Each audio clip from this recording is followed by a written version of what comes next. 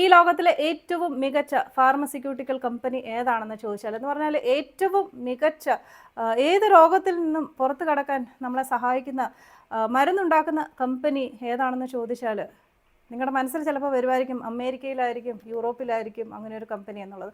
പക്ഷേ ഇത് വെറും ലോക്കൽ കമ്പനി തന്നെയാണ്.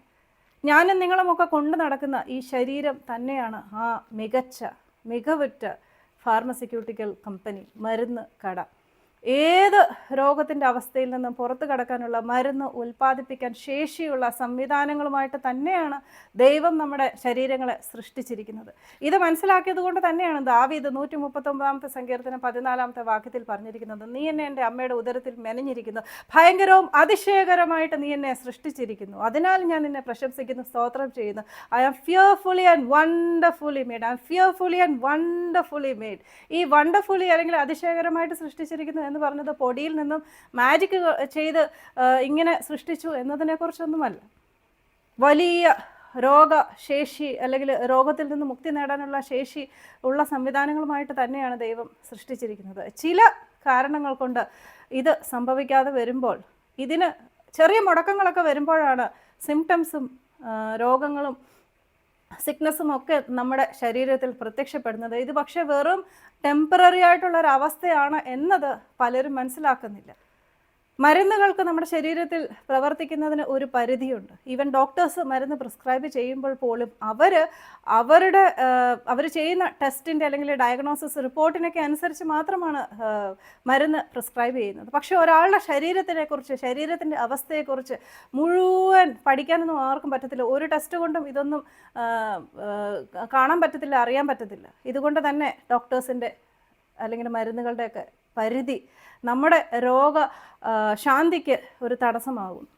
ഇവിടെയാണ് ഈ ലോകത്തിലെ ഏറ്റവും മികവുറ്റ സംവിധാനങ്ങളുടെ പ്രസക്തി നമ്മൾ മനസ്സിലാക്കുമ്പോൾ, നമ്മുടെ ശരീരങ്ങൾ കൊണ്ട് തന്നെ ഒരു ഡോക്ടറിൻ്റെയും ഒരു മരുന്നിൻ്റെയും സഹായമില്ലാതെ നമ്മുടെ ശരീരം മനസ്സുകൊണ്ട് ആത്മാവ് കൊണ്ട് മരുന്ന് ഉൽപ്പാദിപ്പിക്കുമ്പോൾ നമ്മുടെ ശരീരത്തിൽ രോഗശാന്തിയുടെ ലക്ഷണങ്ങൾ കണ്ടു തുടങ്ങുന്നു. ഇത്തരം കാര്യങ്ങളെക്കുറിച്ചുള്ള അറിവ് ഇല്ലാത്തത് കൊണ്ടാണ്, ശരിയായ ധാരണ ഇല്ലാത്തത് കൊണ്ടാണ്, അല്ലെങ്കിൽ റൈറ്റ് അണ്ടർസ്റ്റാൻഡിങ്, ബിബ്ലിക്കൽ പ്രിൻസിപ്പിൾസിനെ കുറിച്ചുള്ള റൈറ്റ് അണ്ടർസ്റ്റാൻഡിങ് ഇല്ലാത്തത് കൊണ്ട് തന്നെയാണ് പലർക്കും ഫെയ്ത്ത് ഹീലിംഗ് അല്ലെങ്കിൽ വിശ്വാസ സൗഖ്യം ലഭിക്കാതെ പോകുന്നത്.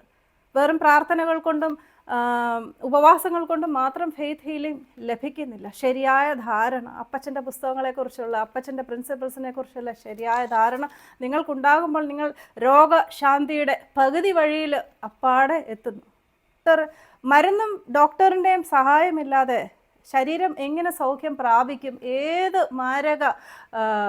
മാറാത്ത രോഗങ്ങളിൽ നിന്നും സൗഖ്യം പ്രാപിക്കും എന്നുള്ള ചിന്ത നിങ്ങളുടെ മനസ്സിൽ വരുമ്പോൾ 139 സങ്കീർത്തനം 14 വാക്യം നിങ്ങളെ ഓരോരുത്തരെയും ഓർമ്മിപ്പിക്കട്ടെ. I am fearfully and wonderfully made. എന്നെ ഭയങ്കരവും അതിശയകരമായിട്ടാണ് ദൈവം സൃഷ്ടിച്ചിരിക്കുന്നത്. എൻ്റെ ശരീരം അതിനറിയാം എങ്ങനെ പ്രവർത്തിക്കണം എന്നുള്ളത്. കൂടുതൽ ബിബ്ലിക്കൽ പ്രിൻസിപ്പിൾസ് ആണ് ഏറ്റവും കൂടുതൽ രോഗശാന്തിക്കായിട്ട് മനസ്സിലാക്കേണ്ടത്. ശരിയായ രോഗസൗഖ്യം വരാൻ നിങ്ങളുടെ ശരീരത്തിന് ആ ഒരു കൺട്രോൾ ഏറ്റെടുക്കാൻ കുറച്ചൊക്കെ സമയം വേണ്ടിവരും. അതിന് ബിബ്ലിക്കൽ പ്രിൻസിപ്പിളായ പേഷ്യൻസ്, പെർസീവിയറൻസ് ഇതൊക്കെ വേണ്ടത് തന്നെയാണ്.